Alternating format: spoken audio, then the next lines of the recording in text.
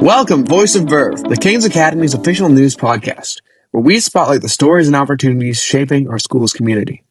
I'm Ben Susi. Today's episode features two meaningful conversations. First, we'll hear from health teacher Lucia Singleton, whose journey at the King's Academy has come full circle after teaching here, stepping away, and later returning to campus. She shares what led her to leave, and what ultimately brought her back. Podcast manager Finley Evans sits down with her for this special interview. Then, we'll highlight an exciting academic development, the new UGA nursing program. Staff member and social media manager Carrigan Gurley interviews Carolyn Clevenger to learn more about what this program means for students who are interested in pursuing a nursing or a healthcare career. Let's get started. Sometimes path forward leads you right back to where you began. Lucia Singleton previously served as a teacher at the King's Academy before stepping away for a season. Now she has returned once again to teach, bringing new experiences, perspective, and purpose with her. Podcast manager Finley Evans sat down with Ms. Singleton to talk about why she left and what she learned during that time, and then what inspired her to come back. Here's that conversation. Okay, so first of all, what led you to step away from TKA a few years ago?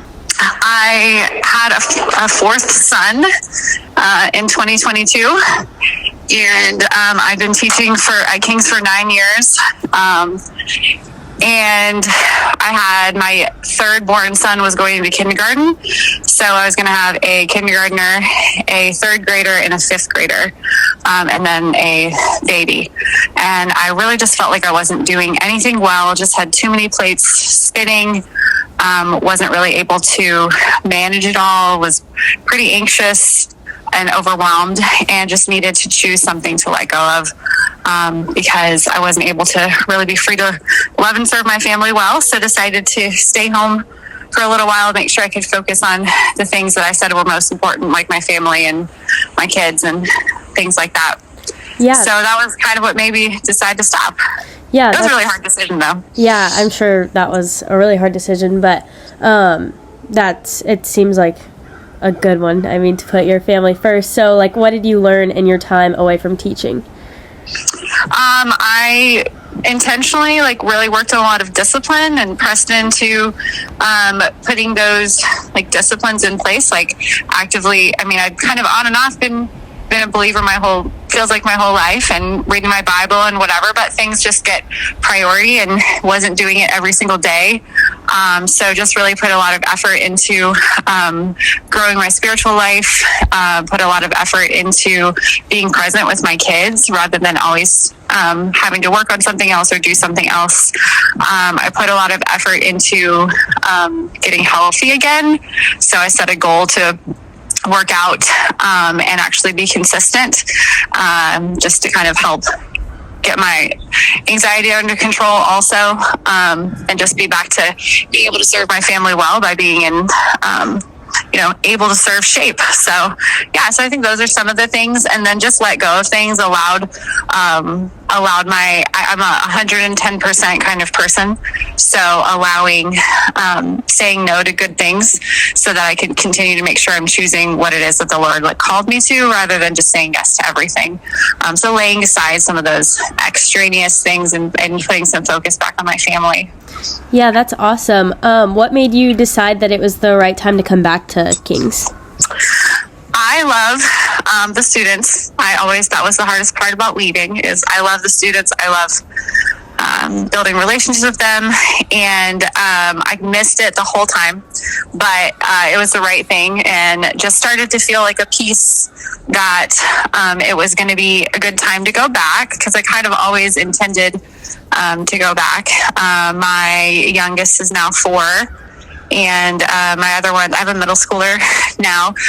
So just kind of been praying about it over the last year, and really just felt like the Lord wanted me to pursue that. So I called and asked if they had anything for me, and just really felt a lot of confirmation when talking to other people, and even just talking to admin, the right job opened up and was available and fell into my lap. And so I was like, okay, so now I'm doing it, but I think I'm putting the things that I learned on balancing things better and being more disciplined just in my life into practice. And so it felt like a little bit of a tester, but giving you grace. It's going well. Yeah, that's awesome. That kind of led into my last question that I'll go ahead and ask you. You talked a little bit about how like you always missed your relationship with the students, and that was one of the hardest parts. But so like, what does being back at King's mean to you now? I love it. I mean, I love the kids. I have nieces and nephews that are my students. One of my nieces is a senior, and so it's really sweet to get to be around them, but then also several kids at my church that I love, but also just getting to interact and learn from, being with the kids. I feel like the Lord has just, it blesses me so much to be able to hear and let the kids share their lives, like what's going on in their lives, and how is your soccer game, and how is this, and oh, you're trying out for this thing, and it's joyful. And then also that I get to, if I have a verse or something the Lord wants me to share, or if I have a passage or something that I read that I want to share with my class, I get to do that. And it just opens up really good conversations with kids, because that's just the best opportunities at a Christian school, getting to have that side of things. But then I also get to talk about health and science and things I'm passionate about. So it's really the best of both worlds. That's awesome. I'm so glad that you get that opportunity. So thank you so much for letting me ask you these questions today. You're welcome. Thank you, Finley and Miss Singleton, for sharing that thoughtful and inspiring conversation. It's powerful to hear how seasons of change can ultimately lead back to meaningful places. Now, we turn to another exciting development within our school community. The King Academy continues to create opportunities that prepare students for future careers, including those in healthcare. With the introduction of the new UGA nursing program, students now have a unique pathway towards pursuing nursing and medical fields. Staff member and social media manager Carrigan Gurley spoke with Carrigan Clevenger about the vision behind the program, how it works, and what students should know. Here's that interview. Just give me a little bit of background on yourself. I had a couple of questions like what got you into nursing, and then you have a lot of previous positions, so I'd like to know a lot about that. You have lots of qualifications and degrees, and I think it's really cool, and it gives a lot of credentials to what I'm talking about. So I'd love to hear about that, and then I'll ask you some more things after that. Okay, sounds good. So I am a very traditional nurse. That's not the norm now, but I started nursing school as a freshman in college. So, started college at 17, graduated at 21. I went to West Virginia University. That's where I grew up. And I knew I wanted to do geriatrics and gerontology. I really just would have done geriatrics if I could have sort of figured out how you craft a career focusing just on working with old people. And that's big grandparent influence in my life. And West Virginia, by the way, not true anymore, but at the time was the first or second oldest state in the country, depending on whether you measure that by percentage of the population over 65, or you can define it by the average age of the population. So either one of those two. So I was surrounded by a lot of older people, and I just wanted to work with those folks. And nursing seemed like the most practical way to get there. But you have to do a master's to specialize. And so I wanted to do a direct entry. I wanted to become a nurse practitioner specializing in geriatrics. At the time, that was really frowned upon. So I worked for a year at West Virginia University Hospital. I moved to Atlanta, worked at Piedmont Hospital. And then I went to graduate school full-time during the week and worked on the weekends at night. I graduated in August and I had my first daughter in October. So I was very pregnant when I finished my program. And she said, you are going to need a flexible job with that baby. You should think about teaching. And we really want young faculty to help get students excited about geriatrics, because of all nurse practitioners, the ones that are certified in gerontology are the oldest on average. People find geriatrics later in their career. They really begin to appreciate. They look around and go, oh, my favorite patients are my older patients. Let me focus on them. But then that means you don't have a lot of 25-year-olds going into geriatrics, but I did. That's very interesting. Yeah. Thank you for telling me all of that. So can you tell me about your transition from your previous job at Emory to now being the dean of the nursing program at UGA? Dean Nuss, who's the founding dean of medicine, reached out to me. She and I are on a couple of different boards across the state. So she said, Carolyn, we're starting the School of Nursing. I, in fact, did not know that. So, and she said, we're looking for a founding dean. I'm chairing the search committee, and I think you should apply. She sent that email, and I just couldn't stop thinking about it for a couple of days, and I finally responded to her, and I said, okay, well, let's talk about it. Can you define like what dean is for the program? Yeah, so your dean is your chief administrative officer. Okay. That's the person who is responsible for oversight. You're responsible for hiring all of the people, what criteria are preferred for students to be admitted, what progression looks like.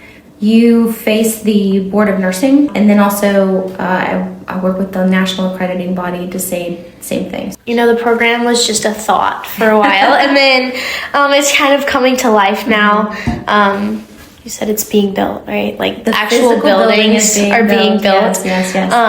And you said when will that start being used? When will that start being used? So here's what our timeline looks like. Okay, yes. So in May of 2025, the Board of Regents approved the University of Georgia to have a school of nursing. Yes. And then in October, they began their search for a dean. So they hired the dean as of January 2026. We are now submitting an application to develop a program, a BSN program. That application goes to the Georgia Board of Nursing. We also have to create the curriculum, so all of the courses, to make sure that they meet not just like nursing education, but they also have to meet the University of Georgia standards and the University System of Georgia standards. So there's a detailed approval that happens by our faculty council, and then will ultimately go to the university. Are you helping create that too? I'm writing that. It's open right now. Yes.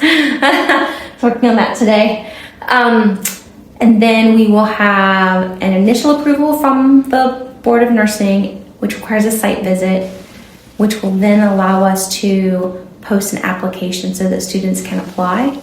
So in the meantime, we will also have to do accreditation of our university, which is the Southeastern Accreditation of Colleges and Schools, or SACS is the acronym, SACS, COC, and then also start our accreditation documents for the nursing accrediting body, which is the Commission on Collegiate Nursing Education. We'll do those this summer.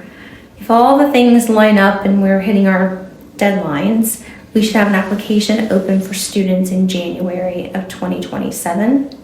We'll have to make our admission decisions within the first quarter of 2027 so that those students know that they have been officially admitted to the UGA School of Nursing.